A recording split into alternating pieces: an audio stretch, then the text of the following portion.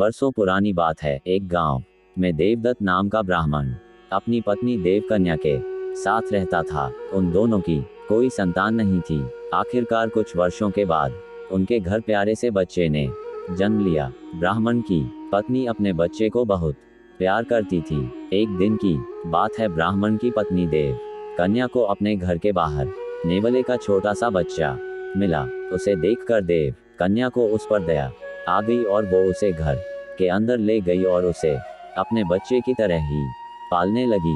ब्राह्मण की पत्नी बच्चे और नेवले दोनों को अक्सर पति के जाने के बाद घर में अकेला छोड़कर काम से चली जाती थी।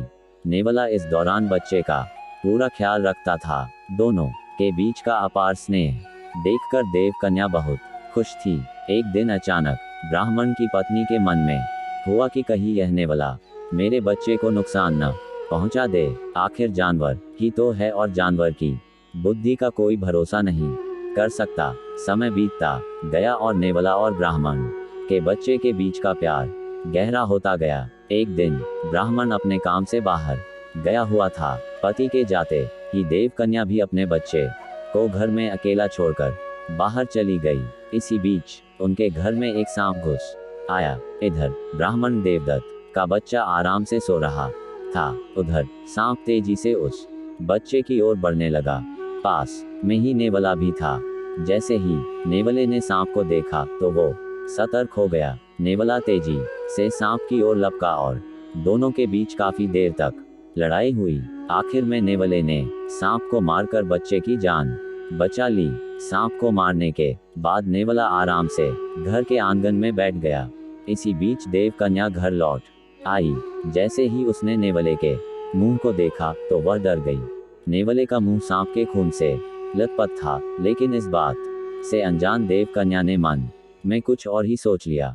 वो गुस्से से कांपने लगी। उसे लगा कि नेवले ने उसके प्यारे बेटे की हत्या कर दी है।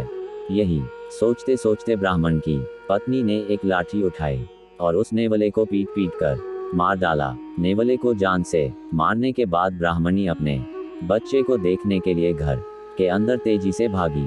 वहां बच्चा हंसते हुए खिलौनों के साथ खेल रहा था। इसी दौरान उसकी नजर पास में मरे पड़े सांप पर गई।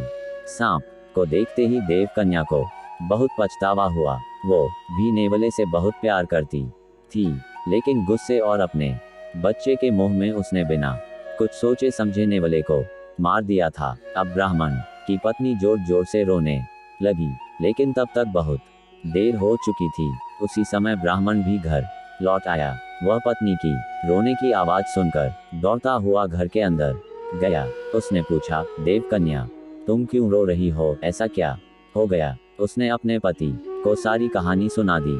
नेवले की मौत की बात सुनकर ब्राह्मण देवदत्त को बहुत दुख हुआ। दुखी मन से ब्राह्मण ने कहा, तुम्हें बच्चे को घर में अकेले छोड़कर जाने और अविश्वास का दंड मिला है।